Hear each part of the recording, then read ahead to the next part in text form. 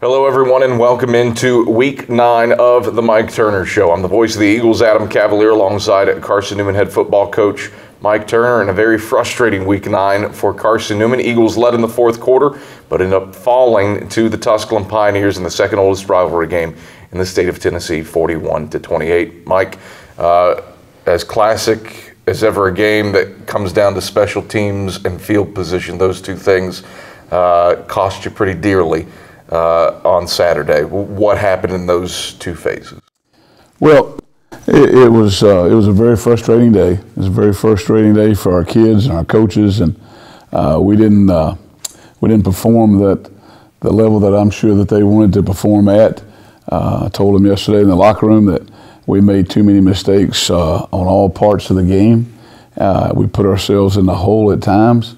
I was proud of the fight that they continued to have. But there's some things in there that you put yourself in those kind of positions, and it's tough digging your way out of them.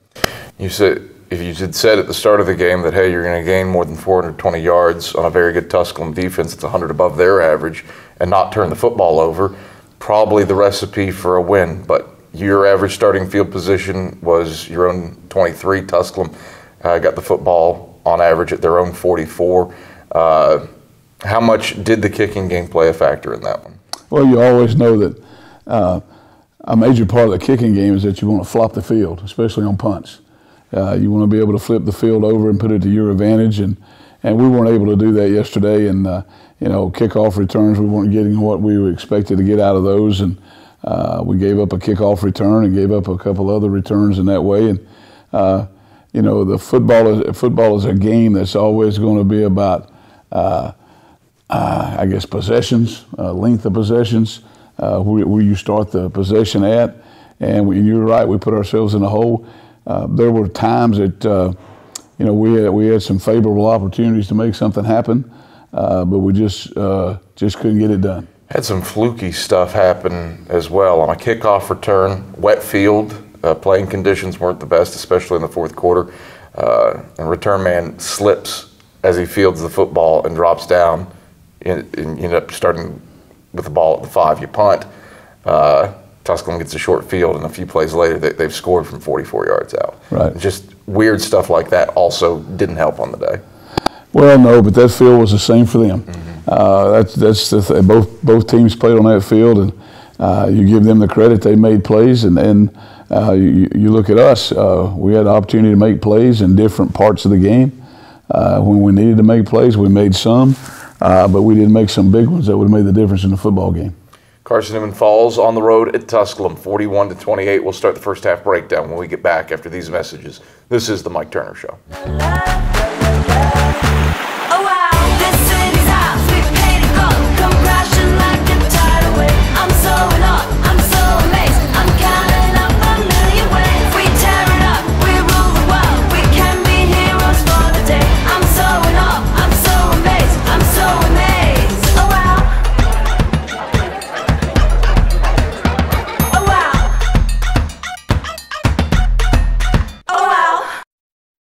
I joined the Guard for the simple fact that I could be home and also in the military. So I can have a civilian job and also in the military.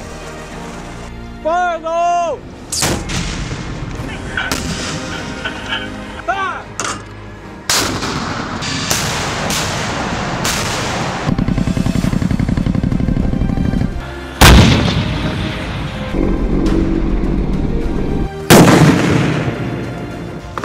I would tell somebody who's trying to join the Guard, thinking about it, that it's a great opportunity. Opportunities for school, training, discipline, leadership. There's a lot of opportunities. It broadens your spectrum of life. Back on the Mike Turner Show as Carson-Newman falls on the road to the Tusculum Pioneers, 41-28. I'm Adam Cavalier, the voice of the Eagles, alongside Carson-Newman head football coach Mike Turner. Mike, a first half that started off solidly. It looked to be that the Veer was going to do its thing. First place from scrimmage, Antonio Wimbush, a 64-yard run, and set you up for 5 plays later for him to get into the end zone for the 29th time in his career. What was your initial impressions, especially the offense early? Well, we had expected, we had worked against a different look basically that week that they had shown us in the past 2 years, and this was their base look on defense in the 40 front, and it's the same front that we had faced the last 4 weeks in a row. So when we came out, they'd made that adjustment. We just made a call there, and then he broke it loose, and gosh, had good blocking up front. Kids were, settled in pretty good shape, and then we got to the second series, and I'm not sure if it was the second series or the third, and we had like 4 penalties in one drive that put us in the hole there and fighting to get out of. It just looked like you were just a little bit out of sync in every area yesterday. After that third possession, the blocked punt happens. Randy Hooks gets a paw on it coming through the wall.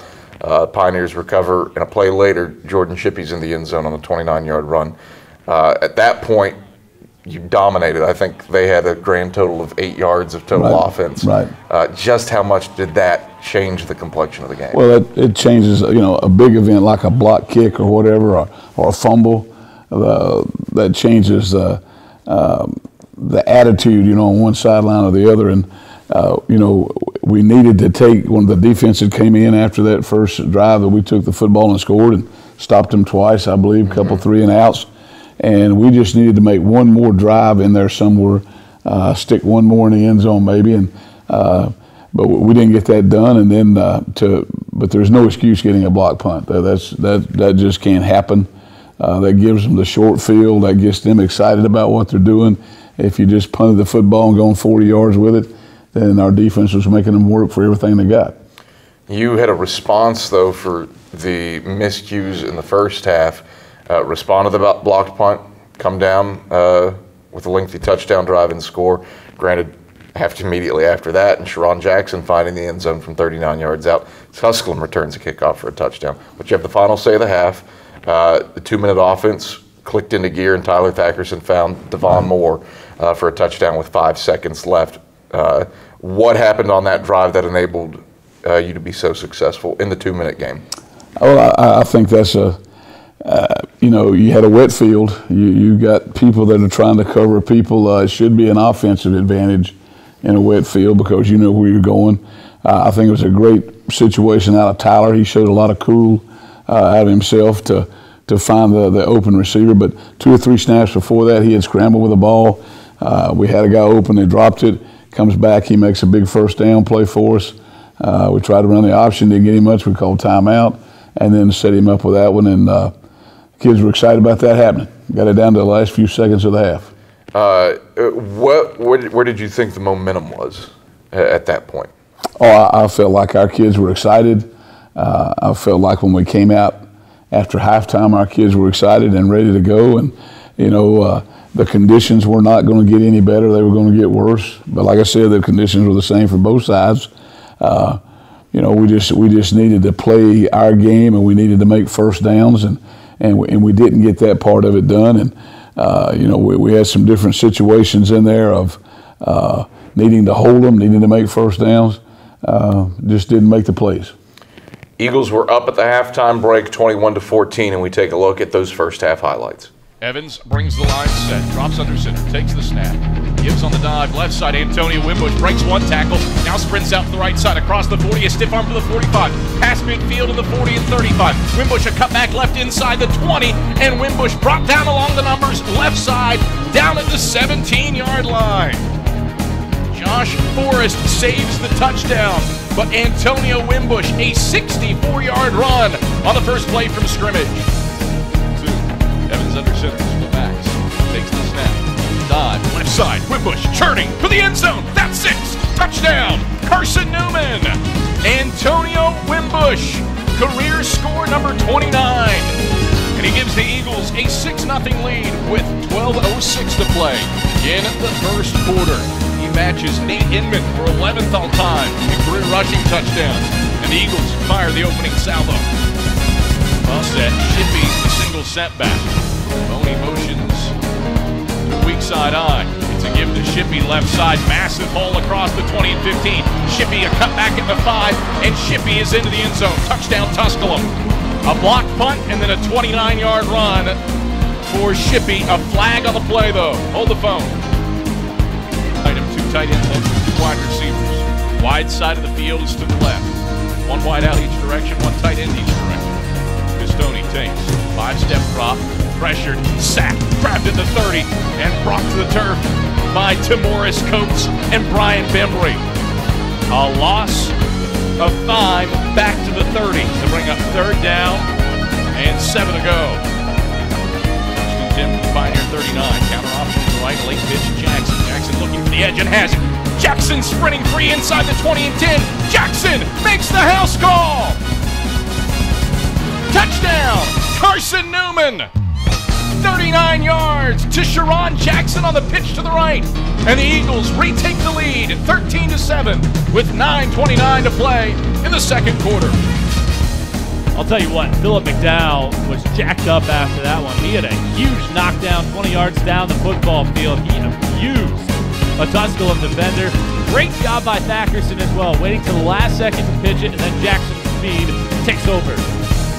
Pistone brings the tight end Brooklander in motion. Settles into the right, takes the snap. Hands off Joseph straight ahead. Joseph stood up at the 28 and driven backward by Jaquan Smith. He didn't get there. Eagles stand tall. Javon Barnes' penetration started it all off. He was the first man to get into the backfield. Darius Williams helped the cause, and the Eagles with a huge 4th down stop. 4:49 to play in the 2nd quarter. Eagles for the Pioneers. Tight end McCarrick to the left of the line. White tops blue pants. Thackerson takes. Counter option right. Pitch for Wimbush. Wimbush hurdles the defender at the 30. Lowers the boom and bowls over a Tusculum Pioneer for the 1st down along the right sideline up to the 38. 3rd and 12. Right hash at the Pioneer 15. Thackerson rolling right, looking to throw. Chucks it toward the left side of the end zone. He's got it. Devon Moore grabs it. Touchdown, Carson-Newman. The QB bootleg to the right for Tyler Thackerson, and Devon Moore sneaks his way behind the Tusculum defense. Eagles light the lamp with 5 seconds left in the 1st half. All right, those are the 1st half highlights. Eagles up 21-14 at the halftime break. Mike had to like where you were in spite of some special teams miscues, having a lead and grabbing momentum at the half. What was said in the locker room? Well, we wanted them to settle down, and it just still didn't feel like you were in total control of it. You know what I mean? It was too much on the edge there either way, and we weren't getting done on offense what we should have been doing, and that's longer drives and putting more points on the board. We didn't get enough points scored yesterday, and at the same time we felt like in that 1st half we had sustained pretty good on defense there, and it was just in the special teams part, but. They went out and had a good warm-up right before the half and got excited and ready to go. And, it's you knew that it was going to get down to somebody making something happen pretty quick as far as the weather goes. 1st half, you held them to 88 yards total offense. You had on the plus side of 230. And, again, it shows you just how much of a role special teams played in that game. Right. The fact that it was just a 7-point game. You take out those special teams miscues, how different is that? Well, it's a whole different, totally in control and dominating part of the game. And but there's 3 parts of this game, and they've got to be played together, and you've got to depend on each other. You got to count on each other. Everybody has to take responsibility for that. And there's no pointing finger. Everybody takes responsibility, and there was enough mistakes made all the way around yesterday. Break down the 2nd half when we come back after these messages. This is the Mike Turner Show. Serving East Tennessee for 40 years, Magaha Electric is the perfect choice for all your electrical projects. Magaha Electric specializes in commercial, retail, manufacturing, residential, and industrial contracting needs. Magaha Electric can provide superior service, technical know-how, and realistic budgeting for any size project in a timely, cost-effective manner. Visit MagahaElectric.com for all your electrical contracting needs. Magaha Electric, your East Tennessee electrical contracting source. Back on the Mike Turner Show, I'm Adam Cavalier, the voice of the Eagles, alongside Carson-Newman head football coach Mike Turner. Eagles were up by 7 at the halftime break, but Tusculum uses a 21-point 4th quarter to collect a 41-28 win over Carson-Newman in the 2nd oldest rivalry game in the state of Tennessee. Mike, a third quarter that was kind of sluggish, slow going for both teams.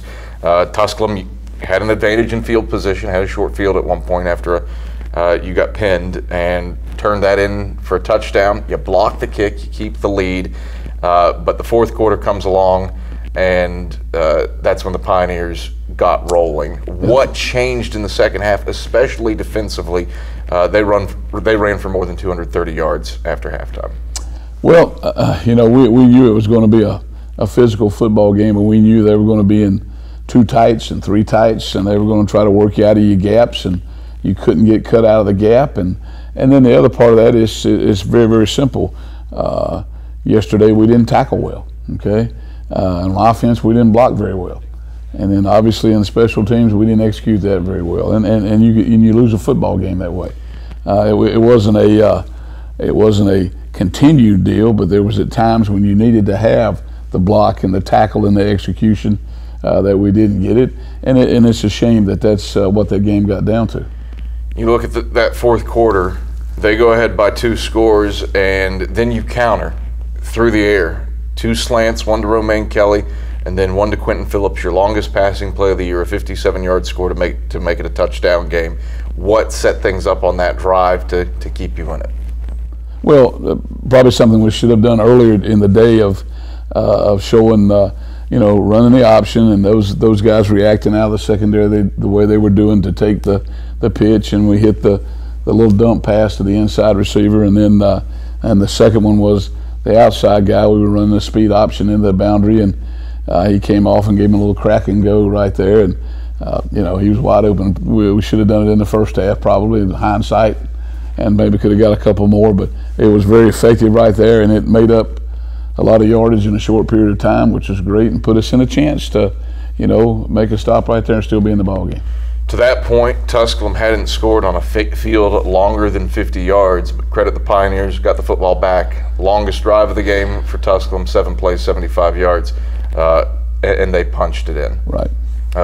What went down on that possession? Again, did it come down to missed tackling? Well, I think it was, first off, we scored a touchdown, and then we got probably the best kickoff we'd had of the whole day, and got them held down there in that position. And I think it got down to, we were getting cut out of position, some missed tackles here, not getting off the blocks to make some plays. And, that was one of those time-consuming drives. That's what they wanted to do, and that's what we've done here many, many times to keep the ball alive, keep defense off the field, and they were able to get it done. Where does this team go from here? You're not out of the SAC title yet, but you need help from Catawba, and you certainly have to take care of business next week. Some favorable results happened in region, so the playoffs aren't entirely off the table. How do you keep hope alive among this group and avoid letting this game beat you twice with a tough LR team coming in next week? Well, I think it's exciting to go play somebody that right now is leading the conference, and that's Lenore Ryan. And in the last few years, that's become a great rivalry, and so we're excited about having a chance to play them. I think our guys right now have got to understand, listen, that wasn't the best we played this year on Saturday. That wasn't a typical Carson-Newman game. Now, you got a choice. You can hang your head, or you can grow up and treat it like a man and come back and work harder this week in practice. Make sure you dedicate yourself to the right things right there and get ready to go. And let's come out. It's going to be senior day. We've got some guys that'll never play probably maybe another football game at Carson-Newman again, and we need to honor those guys during the week and have a good time on Saturday, and let's go get a win. What positives do you take away from the Tusculum game? Well, I think you take away the positives that they kept fighting. All right, we kept fighting. I take away the positive. They kept their cool in some situations that maybe could have got out of hand, and they didn't do that. But I love these kids. I love their effort. I love their hearts. And we made mistakes, and that one football game doesn't define us as a team, or doesn't define us as a season. Focus on Antonio Wimbush for a moment. He became the program's 26th 1,000-yard rusher for a season, and now he is the only guy in school history with 2 separate distinct 4-game 100-yard rushing streaks. What has he meant to you here in his junior season? Oh, he's been meant so much as far as a kid coming back from injury, being a good leader on our football team, being a good example, and look forward to him really getting totally healed up and then having a great senior year. Carson-Newman falls at Tusculum 41-28. We take a look at those second half highlights now. 2nd and 12, Pioneers, left hash, their own 43. Pistone out of an A-set. Straight drop, he's blitzed by Fuller and driven to the ground. A sack for Zach Fuller. Back to the 36-yard line. A loss of 7, and it's 3rd and long for Tusculum. Evans under center, Wimbush and Williams, the split backs behind him. Evans stakes, will throw over the middle of the field. That's complete to Romaine Kelly. Cuts back left at the 40 and gets upended up at the 43-yard line by David Johnson. He saves a touchdown as Evans finds Kelly for 27 yards. Evans under center, split backs, takes the snap, option left side, no, throws over the middle of the field again. It's complete to Quentin Phillips. Phillips on his horse down the left hashes. Phillips inside the 10 and 5. Phillips, he's a house call. Touchdown, Carson-Newman. Derek Evans dumps it over the middle of the field, 57 yards, and the Eagles not going to go quietly into the night. Back on the Mike Turner Show as Carson-Newman falls 41-28 to the Tusculum Pioneers. It's time now for our Eagle Spotlight. And this week, Michael Watrang puts it on Carson-Newman offensive lineman Philip McDowell. When Philip McDowell arrived on Carson-Newman's campus, the Eagles needed to revamp their offensive line. Despite an injury that kept the left guard out of the first 4 games of his career, he has been a mainstay up front for the vaunted Veer. It took time to learn the offense, but McDowell has made adjustments since his rookie campaign. When I first got here, I was scared, and I was coming off that injury, so I was really scared. So when I came back my sophomore year, I was like, I'm just going to play all out, and I think my aggression's just taken over. McDowell was among the youngest members of his class, and offensive line coach Kevin Day, an All-American and Remington Award winner, sees McDowell's growth. You play as a freshman and you learn really quickly. It doesn't matter how big you are. It doesn't matter how fast you are. A lot of that stuff doesn't matter in the trenches for those offensive linemen and defensive linemen, because it's just so much of that aspect of the game is maturity and understanding what it actually takes to be good in there. It was very fun to have watched him as a freshman on film and then watched the film last year and seen, the jump that took place. And a lot of that was physical, but he had also been injured.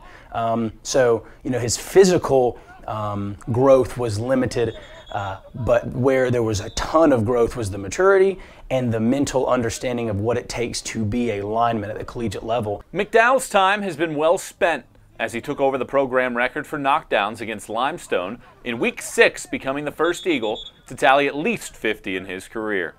There is no more tentativeness in his game. Philip has found the ability to play with that tenacity on the field. Sometimes it gets the best of him and he gets those emotions get too jacked up, but when he doesn't, it's fun to watch him just go and go and go and go and frustrate a defensive lineman and frustrate a linebacker, and then still be able to have the calmness and the awareness of that you need an offensive lineman to have, in that, well, that play's over. I don't need to get caught up too much in the antics. Now I'm going to stand up. I'm going to get back to the line of scrimmage or get back to the huddle, whichever one we're in, and not get caught up in all the other stuff. So that is really what has kind of set him apart in his play, and even from a leadership perspective, is providing that example to our guys. The preseason All-American understands there is room for improvement, and his leadership is on full display each and every day at practice. There's always stuff that I can do better, like my first step. I always take too big of a first step. My coaches always tell me that. I need to work on my pad level. I'm more of a lead by example kind of guy. I don't really like talking, but I try to bring in my work ethic and just do everything right so everybody can see that I'm doing it right, and then when the coaches praise me, that they'll try to be like me. Head coach Mike Turner said that McDowell's growth has been fun to watch and credits his maturity for the uptick in his game. McDowell wants to be an All-American, and as Day mentioned, his flexibility is what makes him special and gives him a chance to be one of the best in Carson-Newman history. For the Eagle Sports Network, I'm Michael Watrang. All right, thank you very much, Michael Watrang. Mike Turner, Philip McDowell. Earlier this season became Carson-Newman's all-time leader in career knockdowns, something that's near and dear to your heart for as many times as I've bothered you for that, that number when you were the O-line coach and offensive coordinator. He alongside Jordan Seal, really have turned into quite the formidable 1-2 punch up front at that center position. Philip at his left guard spot. How about the job that he's done specifically? Well, he has. He's come a long way and he continues to grow up. That's a special position, being an offensive lineman. It's a servant's position, and at the same time in there, you know that goes without saying that you're there to serve other people, and that's to help other offensive linemen grow up, keep them moving along. And I'm always on those guys that are great kids and just talk about continue to develop their technique and continue to work on their mental toughness. And but those guys are special. Turn your attention now to the league leaders. Lenore Ryan trying to clinch the sack title outright this week. They've already wrapped up no worse than a share, but Carson-Newman certainly hoping that it can be one to share it with the Bears. Drew Cronick has done a fantastic job in his first year as head coach at Lenore Ryan. What sticks out to you about an offense that is putting up points by the bucket load and the defense that's pretty solid as well? Well, they've got some players on both sides of the ball. Those were guys that were there last year and maybe a couple of year before that. Those guys are now juniors and maybe some seniors in there that have been in part of that program. They've got some players there now, offensively and defensively. There's no doubt about it. And Drew has done a great job and known him a long time with his dad. And we were looking forward to this opportunity. We're still a mix, okay? As long as you got a chance, as long as you're breathing, you got a chance, brother. So we're going to go get lined up and get a plan ready, and let's get after it on Saturday afternoon. Mike Turner, pleasure as always. We'll talk to you next week against LR. All right, Adam. Thank you, man. That's Carson-Newman head football coach Mike Turner. I'm the voice of the Eagles, Adam Cavalier. This has been the Mike Turner Show. Thanks for watching.